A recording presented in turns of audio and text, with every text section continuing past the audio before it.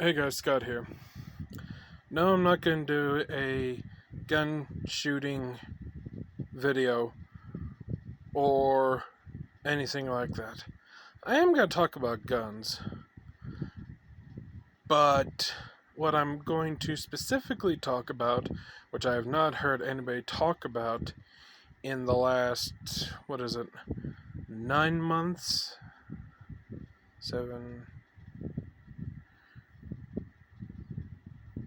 Yeah, in the last 9 months, is the shooting. And I don't mean movie shooting, I mean gun shooting on the movie set Rust, which was filmed or supposed to be filmed here in New Mexico, and directed by and starred Alec Baldwin. What really pisses me off is, and I watched a video of John Schneider, big fan of him by the way, absolute conservative, talk about that. He did 2 videos, and I watched both of them. And in the second video, he talked about how whenever you're filming any kind of a movie, it doesn't matter if it's a Western, if it's a movie like Pirates of the Caribbean, or a modern day movie, or whatever, if it's got guns in it, every single person who handles the gun, not just the armorer and not just the actor, but everybody in between, needs to check and make absolute damn good and sure that the gun is, the technical term is cold, which means is empty, unloaded, does not have a single bullet in it at all. Now, what Schneider had said in the second video I watched, where he talked about that movie set event, I'm not even going to say accident or incident, because I honestly, like him, don't believe. Sorry guys, my arm is itching. I honestly do not believe that was an accident or an incident. It was an incident, yes, but not an accidental incident. There was nothing accidental about what happened. I'm pretty sure that was deliberate. And the AD, or for those of you who don't know what that means in movies, the assistant director, grabbed Baldwin's revolver and was about to hand it off to him and said that the gun was cold. But he did not prove it. Whenever you're about to hand off any kind of a gun, I don't care if it's a pistol, revolver or otherwise, a rifle or a shotgun, on a movie set, you not only say that the gun is cold, but you prove it. I don't care if you wind up fucking the gun up, or you destroy the piece of shit. You check to see if there's a fucking bullet in it. I don't care if it's a live bullet, a blank, or a dummy. Check, check, check. And also, rule number 1 with gun handling, always treat a gun, even if, whether it's a real gun, a blank firing gun, or even just a kid's squirt gun. Rule number 1, treat the gun like it is loaded. And the only kind of people in the world who would not treat a gun like it's loaded, I mean, sure, if you're new at handling a gun, that's one thing. But if you're not, only liberals, moronic, brainless liberals, would not treat the gun like it's loaded. If you go into law enforcement or the military, they will drill it into your head. Not that I'm speaking from personal experience, but they will drill it into your head to always treat a gun like it's loaded, even if you know for a guaranteed fact that the gun is unloaded. It doesn't matter though. Oh, that reminds me. I never saw the full episode, but there's an episode from I believe season 5 of the TV Western series Have Gun Will Travel, where Paladin, the major character of the series rather, was talking with a gentleman in the lobby of the Hotel Carlton, and they were talking about a shotgun. I believe the gentleman was a gunsmith or something, and he took the shotgun to the hotel and wanted to talk to Paladin about it. And then, Hey Girl, the only lady porter at the hotel, walked up to Paladin, probably to hand him a telegram or something. I don't remember. I haven't watched the video in a long time, and she saw the shotgun, and Paladin said that it was unloaded. However, an unloaded gun, and this is also what he said, an unloaded gun is more dangerous than a loaded gun. For a minute there, I had to think about that. I'm like, why would an unloaded gun be more dangerous than a loaded gun? You would think it'd be the other way around. Then, it dawned on me. Lightning struck my brain. An unloaded gun is more dangerous than a loaded gun because it can cost you your life. If somebody was coming up to you and you had an unloaded gun and they were going to kill you, you'd be dead by the time, before you even have a chance to load your gun. So that's how a unloaded gun is more dangerous than a loaded gun. Now, one thing, excuse me, I'm going to sit up for a second and switch hands. One thing I want to talk about is the armorer of the movie Rust, which the production of it has been suspended, by the way. The armorer is Hannah Gutierrez Reed, daughter of well-known movie armorer Thel, Thell Reed. And that's Reed with a double E, not E-A. Excuse me, double E, not E-A. So, and there are two movies I know for a fact that he was the armorer for. And they're both westerns, and they both star Russell Crowe. The first one is The Quick and the Dead, which also starred Sharon Stone, Leonardo DiCaprio, and Gene Hackman. And then the other western was the 2007 remake of the 1957 western 3:10 to Yuma, which besides I don't know why I keep getting Kurt Russell and Russell Crowe confused. I mean, sure, they both have done westerns, but Kurt Russell is an American, and Russell Crowe is a New Zealander. Anyway, so besides Russell Crowe in the movie 3:10 to Yuma, in the remake that is, you also got Christian Bale, Peter Fonda, the late Peter Fonda now, and a few other known actors.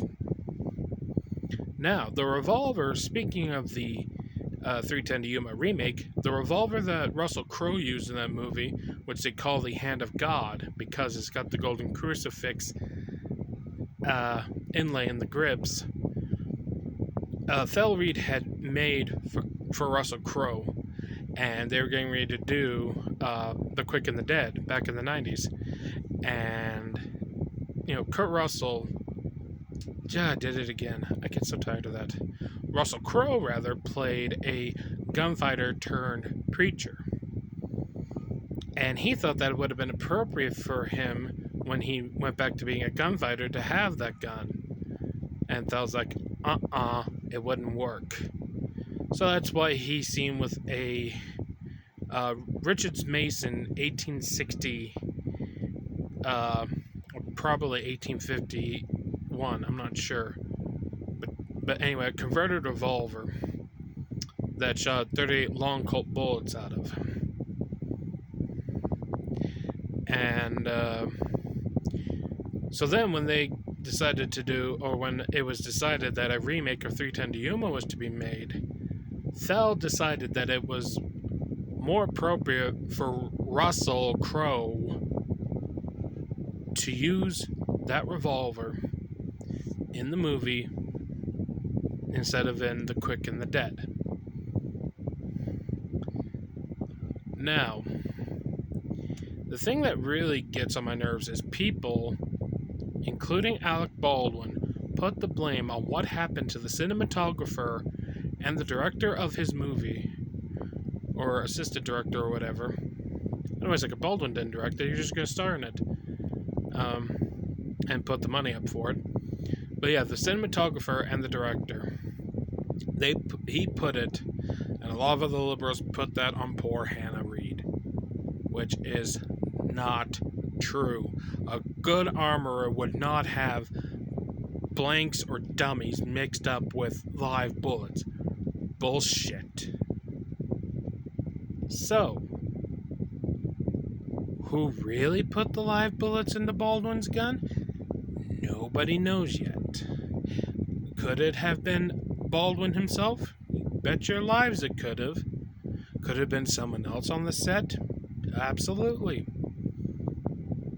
Could it have really been Hannah Reid? I was about to say I don't think so, but no, I don't believe so. Why not? Because I just said she knew better, especially considering the fact that her father, Phil Reid, is a well-known movie armorer. I'm pretty sure he's the one who taught her how to be an armorer. I don't know. I'm just speculating on this. But if he did, he would have drilled it into her head to keep the blanks and dummy bullets away from the live bullets. You don't ever get those mixed up. Now, of course, there are some movies like this one movie that Elvis did called Frankie and Johnny, where he plays a riverboat gambler. They were going to do this little play on the riverboat, and they were going to kill Elvis's character, but somebody had switched the blank for a real bullet because they wanted to kill him. I mean, the whole point of the play was, to pretend to kill him, but then somebody wanted to kill him in the movie. Now, fortunately, he was wearing a medallion or something, and the bullet missed him. It hit the medallion instead. So, I am 1,000,000,000% positive that whoever put the live bullets into the gun did it deliberately. You don't accidentally put a live bullet into a gun. You do that on purpose. And even John Schneider pointed this out. And here's a nice analogy he used for accidentally putting a live bullet into a gun. Putting a kitchen or bathroom tile into a toaster. That's pretty stupid if you put a tile of any kind into a toaster. I mean, if you did that, what the hell are you even thinking? Are you even thinking, for that matter? So, yeah, I feel really bad for the cinematographer getting killed. And I feel bad for the director getting hit by the bullet that killed the cinematographer. But do I feel bad for Alec Baldwin? Fuck no. The guy's a liberal fucking moron. And he's got 3 brothers, Daniel, William, and Stephen, in that order from oldest to youngest after Alec. Stephen's the only one I like. Because, why? 2 reasons. First of all, he's a conservative, and second of all, he's a Christian. Now, Alec, he's not a Christian, and he's a liberal. William and Daniel, neither one of them are, well, unfortunately, they are fence straddlers when it comes to religion, which is the kind of people that God really dislikes the most.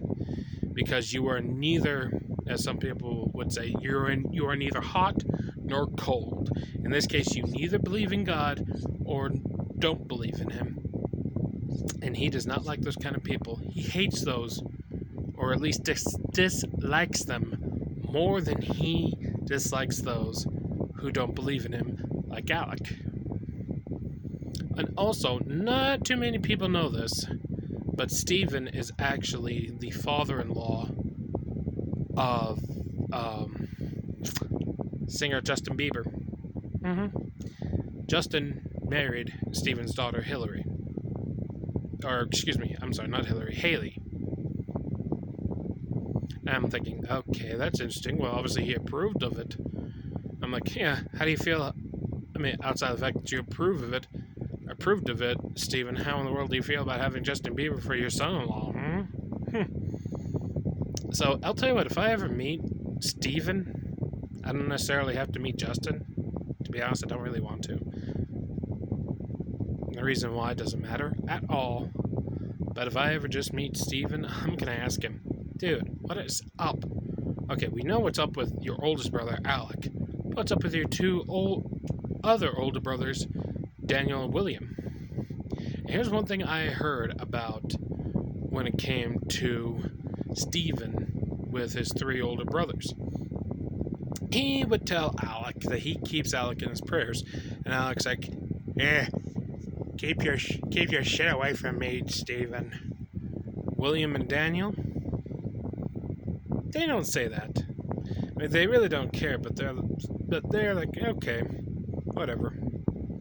I'm just like, ugh, idiots. I mean, that just really goes to show you what's wrong with this world.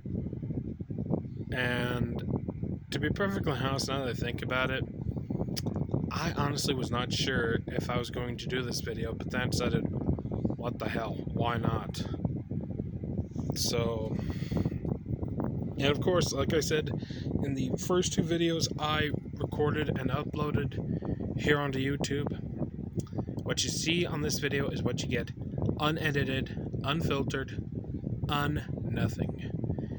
It is as raw and as real as you're gonna get. And there's a whole lot more I could say, but I really don't want to, because I'd wind up taking about an hour or two to do that. And I already made my first mistake with the first video. Not first mistake, but I made a mistake with the first video and did it almost 45 minutes long. But I learned, because in my second video, there were a few times I paused it. So, it was 12 seconds longer than I said a video should be, especially since I'm, kind of new at this. This is the third video I've done in a year and 2 months. But I said in my second video that like 25 minutes tops is what the length should be, and I am looking at the timer on my phone for this, and I'm at almost 18 and a half minutes. So I may very well make this under 25 minutes. I don't think I'll keep it under 20, but I'll do my best to keep it under 25 anyway. And, this whole world is really going to hell in a handbasket, to put it mildly. Not a whole lot I can do, unfortunately, if anything. I mean, and what really pisses me off is the fact that A, I don't have any control over this, and B, I gotta put up with it. I'd really rather not, to be perfectly honest. I mean, put up with other people's bullshit? No way. I'd really rather not. But unfortunately, you have to put up with other people's bullshit to get on in life. It's a sad commentary, but it's true. Unfortunately. So, anyway, I just may well keep this under 20 minutes, or stop it at 20 minutes anyway. So, I've done my little rant on the event, on what happened on the film set for Rust that Alec Baldwin was wanting to do. And you know what, screw it, I'm not going to keep this under 20 minutes, but I am going to keep it under 25.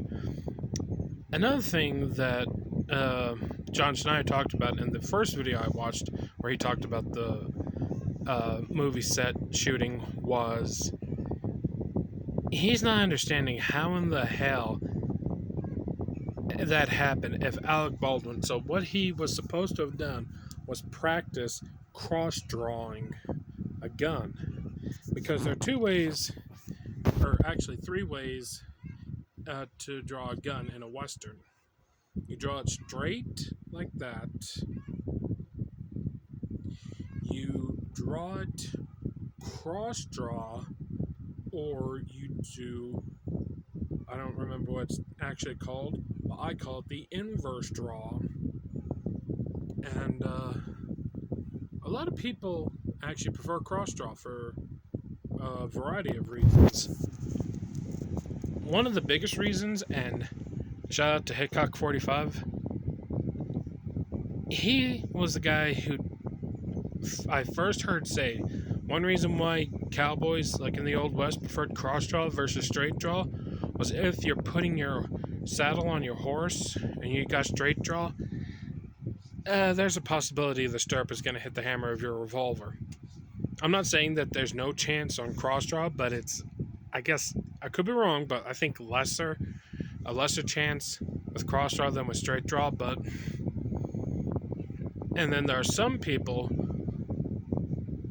at least in Hollywood, like Val Kilmer in the movie Tombstone and Tom Selleck in the movie The Last Stand Saber River, and also Emilio Estevez in Young Guns 2 tend to be faster on the draw with cross draw.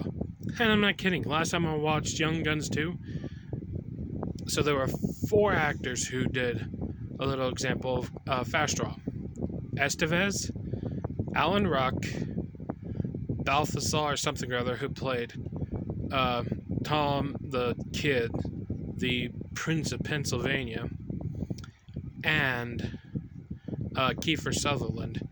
You know, they all did fast draw. Ruck, the Kid, and the young guy, and Sutherland all did straight draw, and Estevez did cross draw, and he was actually faster. Like the others had halfway cleared leather on their pistols by the time he drew his out. And I'm like, damn, that's fast. I mean, you know, Billy the Kid was supposed to have been a hand with a pistol. And Estevez sure proved that. Anyway, coming up on almost 23 minutes of this video, so I guess this time I'm actually gonna call this video quits. And like I said, not a whole lot I can do about anything. 23 minutes now, and not a whole lot I can do. Do I wish there was something I could do? Fuck yes. But there's nothing I can do that I can think of anyway, except just pray if I actually try. Anyway, I will I will see you guys later. Bye.